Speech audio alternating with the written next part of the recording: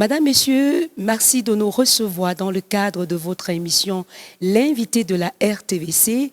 Aujourd'hui, nous avons la joie de recevoir le nonce apostolique au Cameroun et en Guinée équatoriale, son Excellence Monseigneur José Avelino Bettencourt. L'année 2026 restera marquée par plusieurs événements majeurs, notamment la visite du pape Léon XIV au Cameroun, son premier document consacré à l'intelligence artificielle et les 60 ans de relations diplomatiques entre le Saint-Siège et le Cameroun. Excellence, merci d'avoir accepté notre invitation. Merci à vous et merci à tous ceux qui nous suivent dans cette transmission. Et bienvenue à la nonciature apostolique. Merci beaucoup, Excellence. Alors, pour graver cet entretien, je ne serai pas seule. Je serai sur ce plateau avec Augustin Wendou. Bonjour, Augustin. Good morning, Rufi Mogem. Good morning, Your Excellency. We are happy to have you on Television Veritas this very day to address wide-ranging of issues from the pontificate of Pope Leo XIV to his apostolic visit and all. Thank you very much and welcome to the Pope's home in Cameroon and thank you for all those who are following us. Alors, Excellence, d'emblée, on va s'intéresser au pontificat du pape Léon XIV et sa vision pour l'Afrique. Déjà, plusieurs mois après son élection, c'est-à-dire un an après, quelle grande orientation se dégage déjà du pontificat du pape Léon XIV ? Merci beaucoup. Bon, on a tous témoigné un voyage apostolique en Afrique dans le mois d'avril de cette année de 2026, auquel on a vu le pape visiter Algérie, Cameroun, Angola et Guinée équatoriale. 4 pays différents dans l'Afrique, une Afrique qui a 54 pays auxquels, dans la première année de son pontificat, il a visité tout de suite l'Afrique et 4 pays. C'était un voyage qui a pris 10 jours, 11 villes, et c'était vraiment un grand engagement de sa part vers l'Afrique. Le pape Léon XIV est un religieux, il est fils de Saint Augustin, et Saint Augustin est fils de l'Afrique. Le pape Léon XIV se voit vraiment comme un fils de l'Afrique. Et ça explique un peu la raison pour laquelle il a choisi de venir en Afrique comme son premier voyage apostolique. C'est vraiment quelque chose de très, très grand. Quand on imagine que le pape est le successeur de l'apôtre Pierre, 267e successeur, il représente 1,4 billion de fidèles dans tout le monde. C'est vraiment une figure très, très importante. Et c'est en Afrique qu'il a gardé. Et en Afrique, qu'est-ce qu'il a fait? Bon, il a mis en relève les paroles de Jésus-Christ, l'Évangile. Partout, dans toutes les couches de la société, il a prêché l'Évangile du Seigneur. Il l'a appliqué dans notre contexte, au contexte de chaque pays, et il nous a encouragés dans ce témoignage de chrétiens. On a vu ici, proche de nous, il a visité Bamenda, Douala et Yaoundé. 3 villes extrêmement différentes, avec différentes expériences et avec différents contextes. Il était à Bamenda, une ville complètement, beaucoup détruite par la guerre. Il y avait vraiment presque aucune route goudronnée. Quand j'ai visité, ça fait presque 3 ans. Et ils sont préparés pour recevoir le pape. C'était vraiment un engagement d'Hercules, avec peu de temps. Et tout le monde s'est mobilisé pour recevoir le Saint-Père. Et là, on a entendu l'écho dès les premières paroles que le pape Léon XIV a prononcées du balcon de Saint-Pierre le jour de son élection, le 8 de mai 2025. La paix soit avec vous. Et là, on n'a pas seulement entendu ces paroles, mais on a vu lui marcher sur les routes qui étaient ravagées par le conflit. Quand on a beaucoup originaires de Bamenda qui eux-mêmes disent qu'ils ne retournent plus à Bamenda. C'était un message très fort. On a vu le pape Léon XIV marcher sur les routes de Bamenda.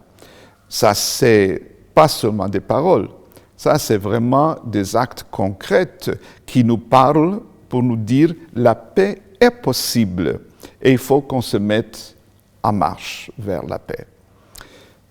Chez vous, à Douala, il a célébré la Sainte Messe, mais il est allé aussi à l'hôpital et on a vu caresser ceux qui étaient malades, ceux qui étaient anciens, vieux, ceux qui étaient gravement malades. Il a passé beaucoup de temps, il ne s'était pas pressé, il les a écoutés, il a caressé. C'était vraiment un signe très fort. Et là, il nous a posé la question éternelle de l'Évangile. Qu'est-ce que vous faites pour aider ceux qui ont besoin?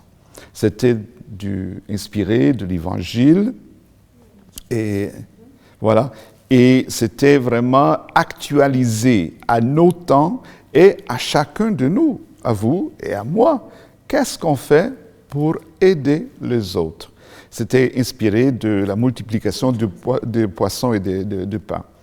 Et ici, à Douala, à Yaoundé, il a rencontré beaucoup de couches de la société et il était très clair avec des messages que tout le monde appréciait, messages qui étaient fondés sur l'Évangile. Et il a visité un orphelin qui était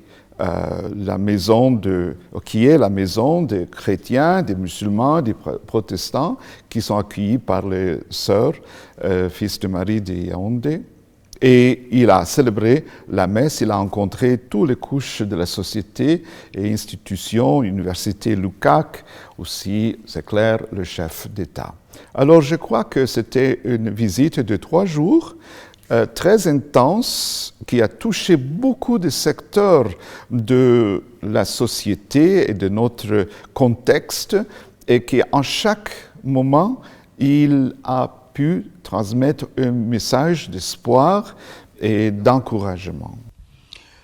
Your Excellency, it is true that Pope Leo XIV is a son of Africa because he's an Augustinian belonging to the order of St. Augustine of Hippo. Don't you think that his apostolic visit to Africa, just less a year of his pontificate, is due to the fact that his first word was peace be with you? He wants to come with this to a continent, afflicted by war, misery, and, political instability. Do you think that it was just because of the growth of the faith in the Black continent? Well, I think you are right. There are many reasons to come to Africa, and not only one. And I think the first and foremost reason is the appreciation for what is happening in Africa, and for Africa and Africans. And there are multiple reasons for having chosen Africa. I can share with you that he was elected on the 8th of May in 2025, and 1 month afterwards, in the month of June, we had instructions in the nunciature. So his coming to Africa was not an afterthought. It was in his mind. It was foremost in his conscience, and he desired very much to come and meet with Africans for the multiple reasons that brought him here. And I think that his different segments, the different visits that he voluntarily embraced, really explain and illustrate the multiple reasons why he chose Africa. Excellence, au cours des travaux de la 51e Assemblée plénière des évêques du Cameroun, nous avons remarqué que les évêques, durant les 5 jours de travaux, ont passé en revue les discours du pape Léon XIV dans les différentes villes du Cameroun. Et il y a ce mot qui revient sans cesse, la paix qui ne se décrète pas, la paix s'accueille, la paix n'est pas un slogan. Et tout à l'heure, vous nous disiez, il est temps que nous nous mettions, n'est-ce pas, en route pour mettre la paix en marche. Plusieurs semaines après ce départ du pape Léon XIV, qu'est-ce qu'il faut pour mettre cette paix en marche? Merci beaucoup. Il faut reconnaître le grand travail qui est fait ici au Cameroun par la conférence épiscopale du Cameroun. On a 26 évêques pour un pays immense comme le Cameroun, auquel on appelle le continent. Et ces 26 évêques vivent en proximité avec les fidèles et même les non-fidèles. Et ils sont là et ils sont au service. Ils connaissent les fidèles. Et il faut reconnaître que l'année passée, en mois de janvier et après aussi dans le mois de mars, ils ont publié 2 grands et importants documents au sujet de l'enseignement social de l'Église. Alors, ils sont au travail et l'Église est toujours vocale quand elle prêche l'Évangile. Et alors, il faut reconnaître le grand travail que les évêques et l'Église font. Et ils sont là pour les fidèles catholiques, mais aussi pour des autres, comme pour les musulmans et pour les protestants. Ça suffit de voir qui fréquente nos écoles, qui fréquente nos hôpitaux et qui vient chercher les guides de la part de l'Église catholique. Alors, 26 évêques, 26 diocèses et gardent ce qui réussit à faire, c'est pas peu. Alors, quand le Saint-Père est arrivé, il est venu confirmer le travail que les évêques font ici dans ce pays, le grand travail que les évêques, les prêtres, les religieux, religieuses, les fidèles, les catéchistes et toutes les couches de ceux qui sont fidèles à l'Église et même hors de l'Église. Parce qu'au fin, on essaie de travailler en coopération, en partnership avec les institutions. L'Église était toujours un agent de coopération, de rencontre, de faire point, de dialogue, de réconciliation. Et le pape est venu pour confirmer ce travail qui était déjà fait. Qu'est-ce qu'il faut faire pour le futur? Bon, je crois que le message que le Saint-Père a fait écho, on le connaît bien le message parce que l'Église a toujours prêché le même message. Là, c'est un encouragement de poser les armes de violence. Pas seulement où il y a un conflit comme le Northwest, Southwest, mais où il y a la violence dans notre société et notre famille. Poser les armes. Alors, qu'est-ce que je veux dire avec les armes? Ce n'est pas seulement quelque chose de concret qu'on prend dans la main, mais les armes du langage, les armes de tout ce qui est violent, de les poser.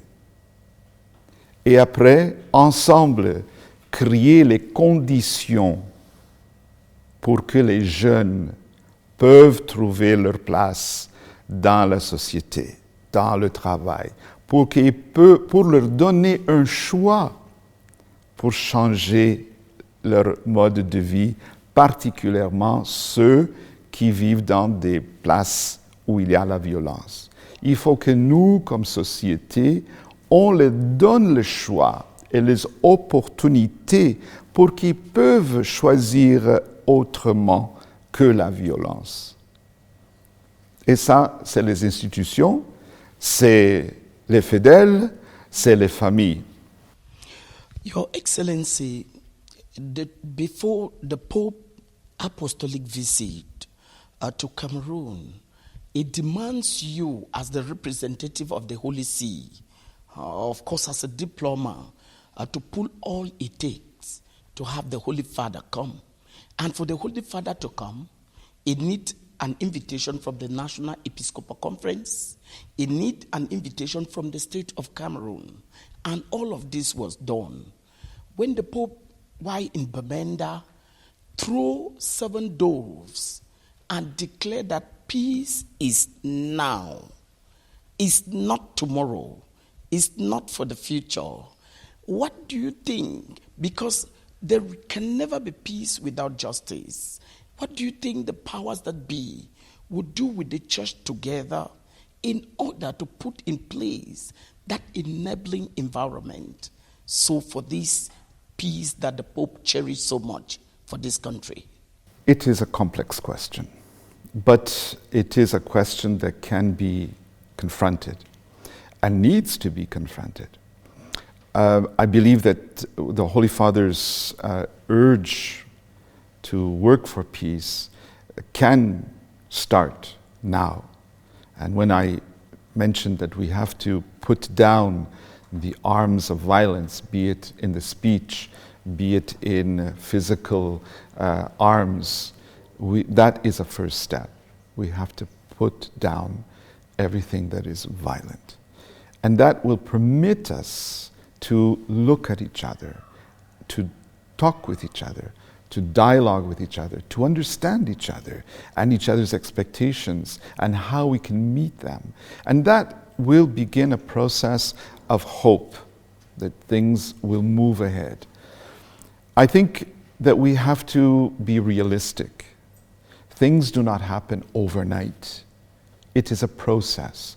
It is also a process of conversion on all sides and all parties, because you can have 10 people and 15 opinions. So it is a process in which we all go deeper into what is important. And I think we have to be realistic. When we talk about justice, we all agree about justice, but we also have to be realistic. Where in the world is there justice? Where in all the ages is there perfect justice? Certainly the human condition always finds us a bit in need of that. It is an ideal to work towards, but it is an ideal, it is a process. And I think we have to be realistic.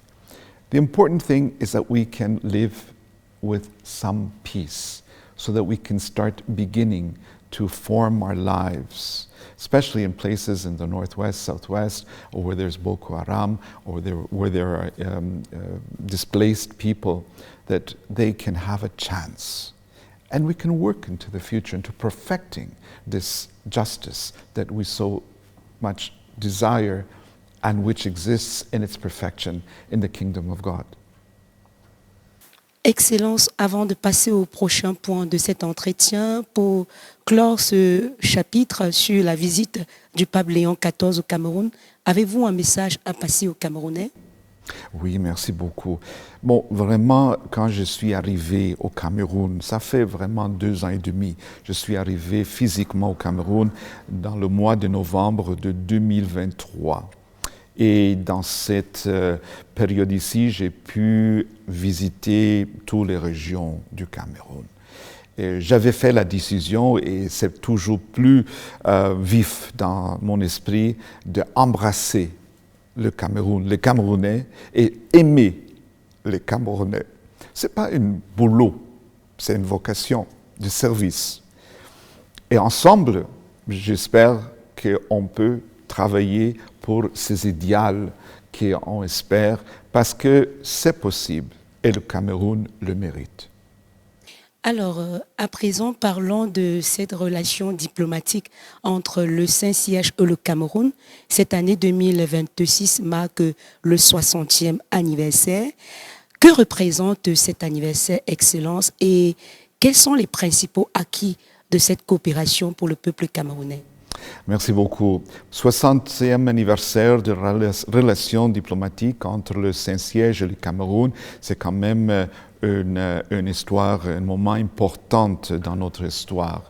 Alors, avec l'indépendance du Cameroun, 1960, le Saint-Siège a reconnu la souveraineté du peuple camerounais, de la République camerounaise, et on a commencé à avoir des relations officielles diplomatiques. En 1966, c'est-à-dire que c'était le pape Jean XXIII qui a reconnu les relations diplomatiques et la souveraineté du Cameroun. C'était le pape Paul VI en 1966 qui a ouvert cette maison, c'est la maison originale, l'Annonciature apostolique, une mission diplomatique, c'est aussi la maison du pape au Cameroun. Et c'est toujours ici que cette mission diplomatique fonctionne. Et alors, pendant ces années, on a eu aussi la visite du pape Saint Jean-Paul II en 1985 et une deuxième fois en 1995. Et la visite de 1995, c'était une visite pour tout le continent. Pas tout le continent Cameroun, mais tout le continent, 54 pays, si on peut le dire, dans ce sens-là. Et tous les évêques d'Afrique sont venus ici à Yaoundé pour rencontrer le pape. Ça, c'était vraiment très spécial pour le Cameroun de devenir vraiment le centre capital de l'Afrique pendant cette visite de Jean-Paul II. Et après, on a eu en 2009 de nouveau une autre visite de Benoît XVI, qui était aussi avec un profil pour tout le continent africain. Et les évêques sont venus ici pour donner l'Instrumentus Laboris pour le synode sur l'Afrique. Et puis maintenant, on a reçu le pape Léon XIV ici.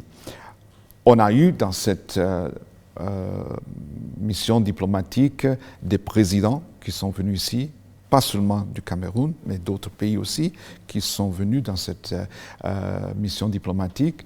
On a eu des ministres, des cardinaux, des ambassadeurs, puis on incarne quand même une relation très intéressante entre le peuple du Cameroun et l'Église universelle qui est dans tout le monde.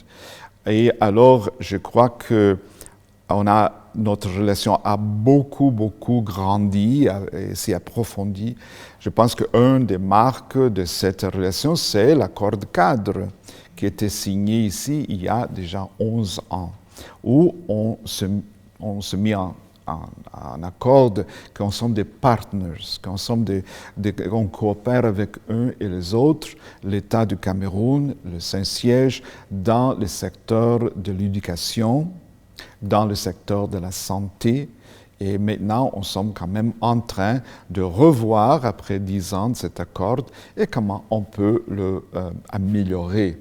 Et ça, c'est un signe vraiment concret entre tous les autres, la visite du Saint-Père et cette longévité de cette relation qui est excellente entre les deux États. Je crois qu'on a beaucoup à célébrer cette année qu'on célèbre le 60e anniversaire des rapports diplomatiques. Your Excellency, 1966 to 2006, 60 years of diplomatic relations, Cameroon had witnessed 3 popes, 4 times, Pope St. John Paul II, 1985, 1995, Pope Benedict XVI in 2000, and Pope Leo XIV in 2026. I want to ask, is this beautiful relationship is the diplomatic relationship, the symbiosis. Symbiosis is around the prophetic mission of the church in Cameroon. Do the Holy See still assist this country in the area of education, health? And you said, as it used to be, because there's a Pope of the Roman Catholic Church who in Kampala, Uganda, that is 1976, said, Africans, be your own missionaries. You know, the other day, a priest came to me with a map of Africa. And he had placed on the map of Africa various figures, biblical figures and contemporary figures that had something to do with Africa.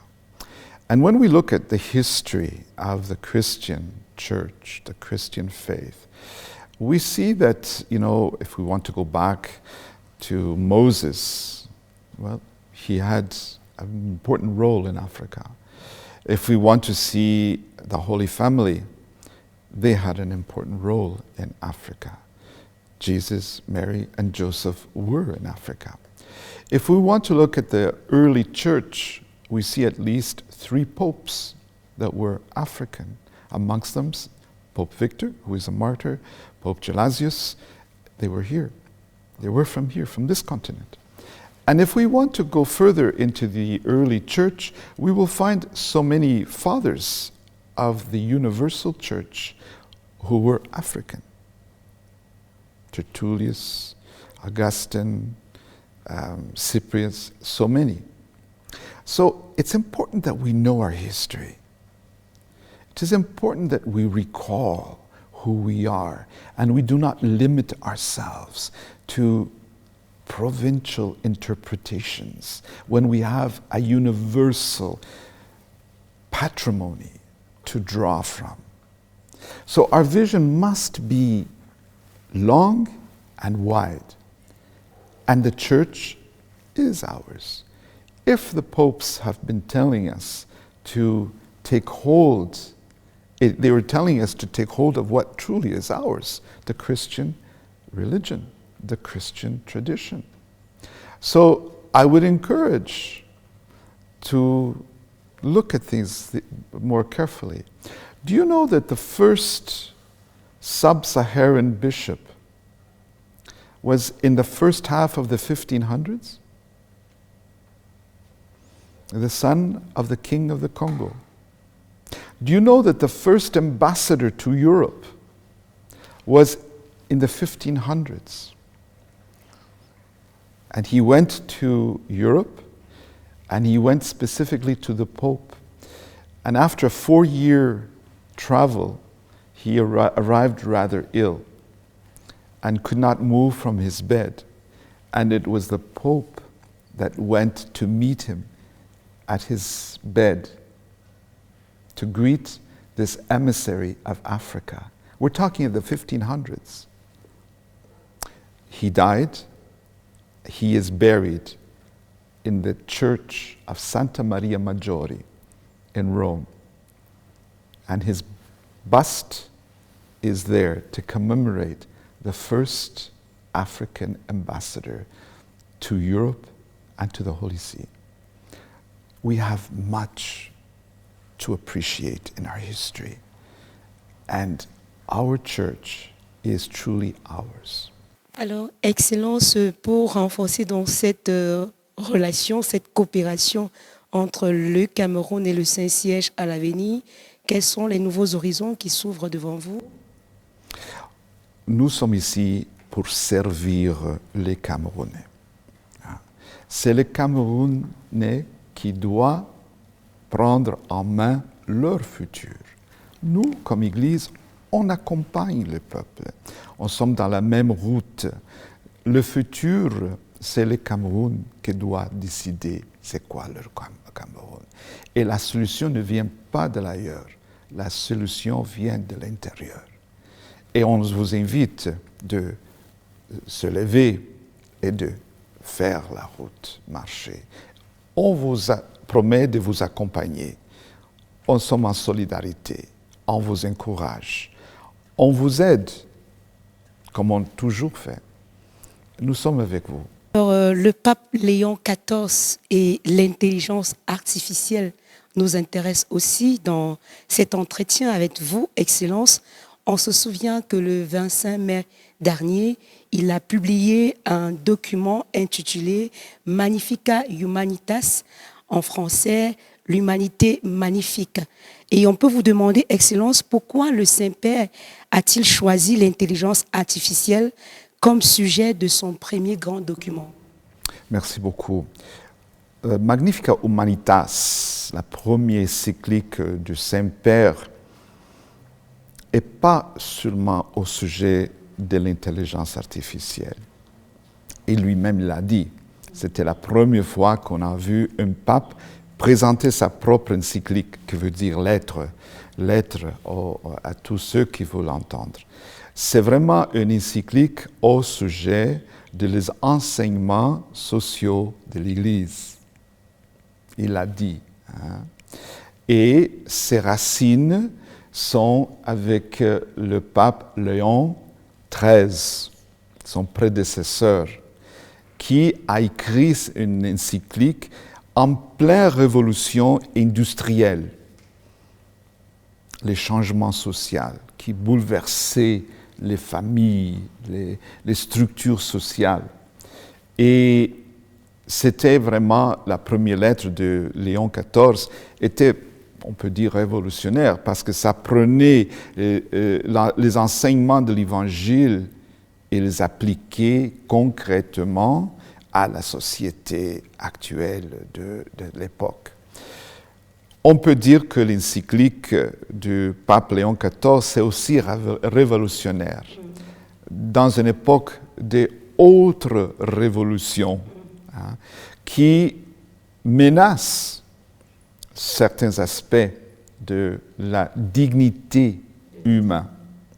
Alors, la lettre encyclique, c'est au sujet de la dignité humaine, la dignité de chaque personne, la dignité des hommes, des femmes, des jeunes, des familles, de la société.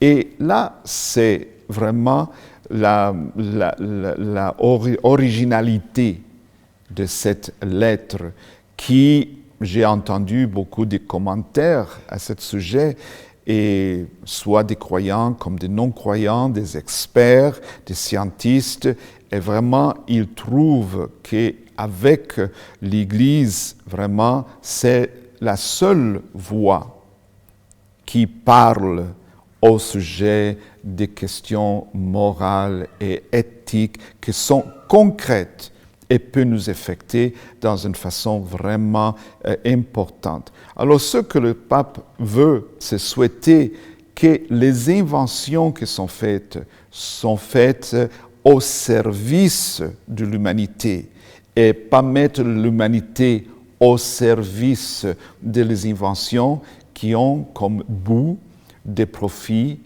économiques, des intérêts d'autorité ou des politiques, mais que vraiment c'est l'humanité qui peut réfléchir et décider leurs propres décisions. Your Excellency, Magnificat Humanitas, the first encyclical of Pope Leo XIV, which is directed toward artificial intelligence in the world of modern information technology.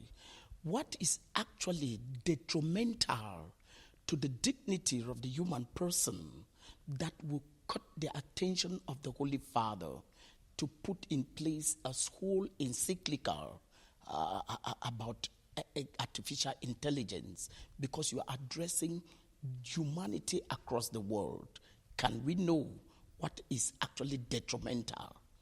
Well, thank you very much, and I would like to say that the encyclica of Pope, this first encyclica of Pope Leo XIV, is about human dignity, and it is about Catholic social teaching, which goes across all other categories, whether it's artificial intelligence or any other invention that we can put forward.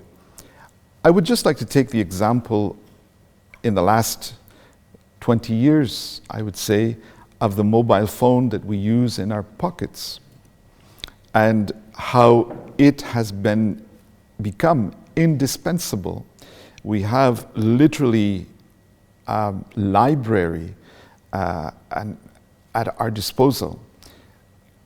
For many of us, finding ourselves without our cell phone, we would be totally lost. We wouldn't even know the telephone number of our mothers or our fathers in some cases, because we're just used to just looking at the picture and pressing on it. That explains a little bit how this modern technological digital revolution is progressing. And today, the time limits are so different. Whereas maybe in 20 years, we've developed the cell phone. Today, every 5 years, every 10 years, every 5 years, every year, development of science is exponential. It's moving very, very rapidly. And we're talking about, when we talk about artificial intelligence, we're talking about capacities of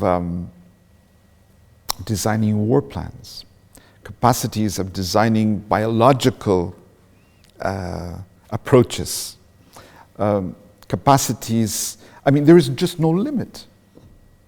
The imagination is the limit.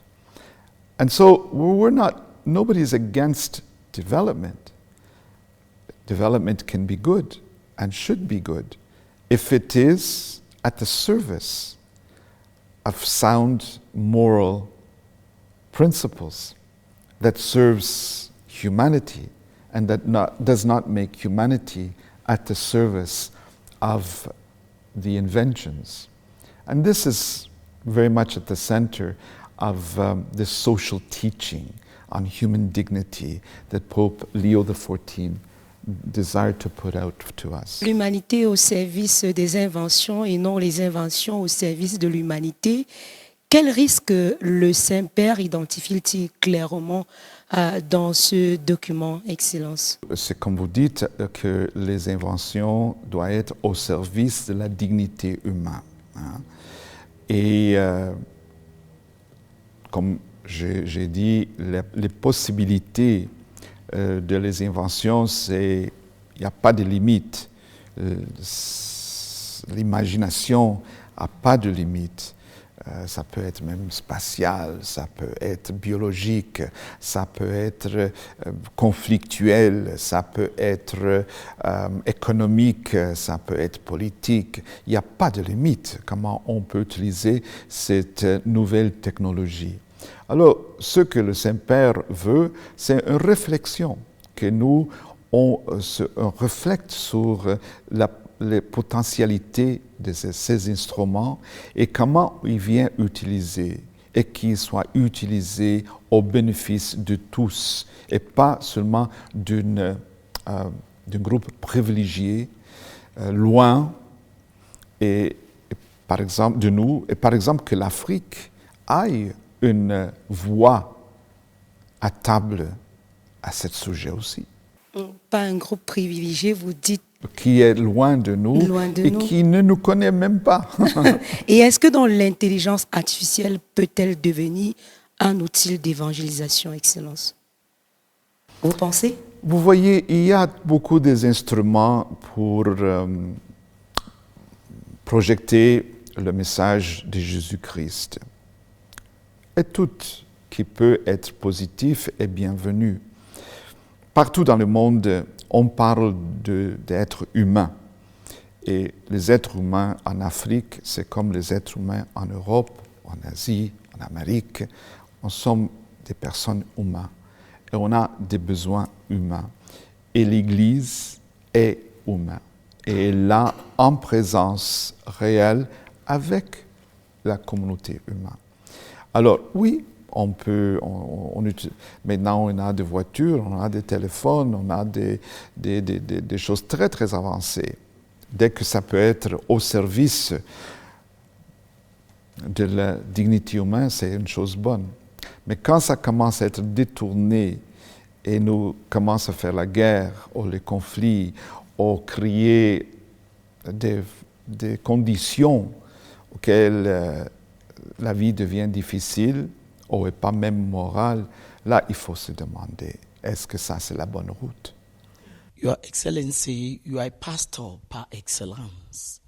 And the encyclical is not only limited to artificial intelligence. It goes round, modern information, the use of modern information technology that is detrimental to the dignity of the human person. What do you think the church should do to guard against these from, because priests are in the society, religious, they are from the society, and they are the first preachers of the good news. What the church going to do to make sure that this encyclical is disseminated first by the clergy and as well as religious men and women, so as to conscientize society from the evils that comes from the use of modern information technology? Thank you. You asked me what should the church do in order to conscientize the world about the challenges of artificial intelligence. I think what we are doing right now is very important. We're talking about it. And that in itself is creating information and reflection about this type of technology.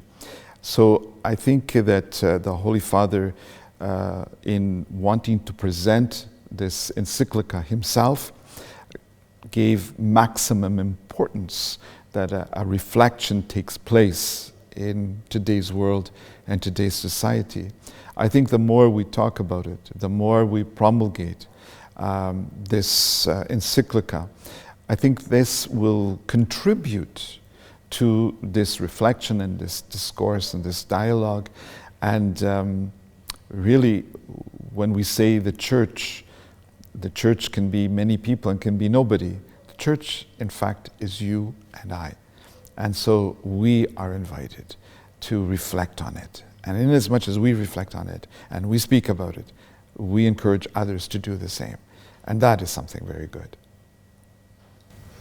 Excellence, après plusieurs années passées au Cameroun, vous êtes là depuis novembre 2023 et nous savons que vous avez visité plusieurs villes, Bamenda, Douala. Nous aimerions bien vous poser une question très diplomatique. Est-ce que vous avez déjà choisi votre village parmi ces villes-là? Ou alors vous préférez garder la neutralité du Saint-Siège? Chaque place a des choses qui m'ont beaucoup plu. Alors, j'aime la vitalité de Douala, l'énergie de Douala. J'aime les traditions de l'Ouest. J'ai passé 2 fois, une fois même une semaine à Yokadouma. L'accueil extraordinaire.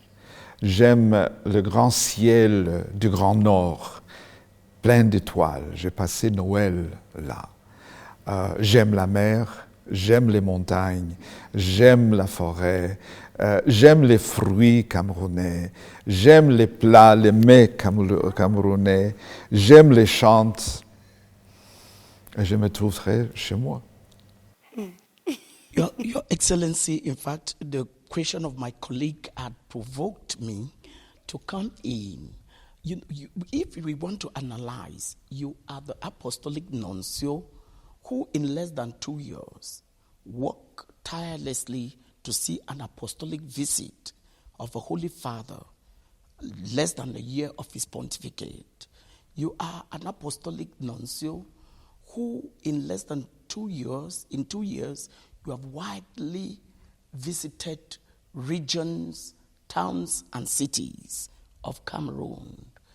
During the Pontifical Mass you presided yesterday, the president of the National Episcopal Conference, His Grace Andrew Keafoya, actually threw shower encomium on your pastoral vision and your diplomatic ingenuity, Your Excellency, when you must have leave Cameroon tomorrow or any day, what would you wish Cameroonians to remember you of?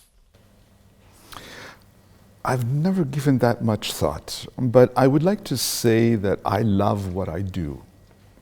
I love being a priest. I love what I do. And I love being here in Cameroon. And so I think that somehow is projected in the meetings, in the things that I engage in, and I think that projects itself. It is genuine. Whether it is received in the same way, that's not up to me. I think that nuncios come and go, the church stays. I think in society we can occupy many positions, whether high positions or normal positions. In the end of the day, we have to ask ourselves, what did you do in that position? And as a man of the church, a man who believes, it goes deeper than that. There is a consciousness, there is a reflection before God. What did I do with the time that was given to me in Cameroon? And I think that is a serious and deep question, which I take very seriously. And so, what I do, I love to do. I do it because I believe in it, and I believe because it serves the greater cause of the church and of Cameroon. And I think everyone, no matter what you do in life, has to do their examination of conscience before God. And I think that can contribute to an interesting society. Away from your diplomatic activities and your pastoral ministry, what else do you do, Your Excellency? Do you play football? Do you run? Do you dance? I have been spotted on motorcycles and in soccer fields. We have a little bit of a Noah's Ark of animals around here, which I usually early in the morning go to visit and see. I'm constantly thinking about the ministry, the people. I like to meet the culture. I like to meet the things that make people meet, whether it is in the sports or whether it is in the cultural arena or whether it is in the intellectual or whether it is in just the social. I think I love life. Avant donc de conclure cette émission, Excellence, quel message souhaitez-vous adresser aux catholiques du Cameroun et ceux de la Guinée équatoriale? Merci beaucoup. L'Église est ici. Ici, l'Église se fait concrètement sentir. Et la visite du pape Léon XIV était vraiment le sommet le geste de la solidarité, de l'accompagnement de l'Église. Le message de Saint-Père est vraiment mon message. Je vais faire les paroles de Saint-Père mes paroles. C'est des paroles de n'avoir pas peur, d'avoir courage et de vivre la vie aujourd'hui. Mettre en place la vie aujourd'hui. Et nous sommes là, l'Église est là. J'aimerais dire que le mieux nonce apostolique du Cameroun sont les fidèles, dans les paroisses, dans les enseignements, dans tous les secteurs. Eux sont les mieux nonces apostoliques au Cameroun, parce qu'ils témoignent le Christ dans une façon concrète auprès du peuple. The better, of course, apostolic nuncio to Cameroon, they are the Christian faithfuls, they are the people of goodwill. Those were the words of His Grace, of course, Jesus Avelinu Bidancourt, the Apostolic Nuncio to Cameroon and Equatorial Guinea, who are taking time off his busy schedule to grant this inclusive interview to Television Veritas. We do believe that you were energized, you were richly edified by the analysis of this great man of God. Your Excellency, we are so proud and humbled for your availability to talk to Radio and Television Veritas. Thank you. Thank you for your availability, your visit today, and thank you to all the spectators and followers who are with us today. Televiewers, this is where we call it in the program, the great, of course, guests on Television Veritas. We doff our heart to the entire crew for this marvelous production with the coordination of the Reverend Father Raymond Bekeset. For cameras, you have Valerine Joko, Alain Apollone Osumba, Ebele Roger, and for journalists, we have been Rofin Morgan, Augustine Wendundoye, in Veritas, Douala, Cameroon. Do not go away. The best is yet to come.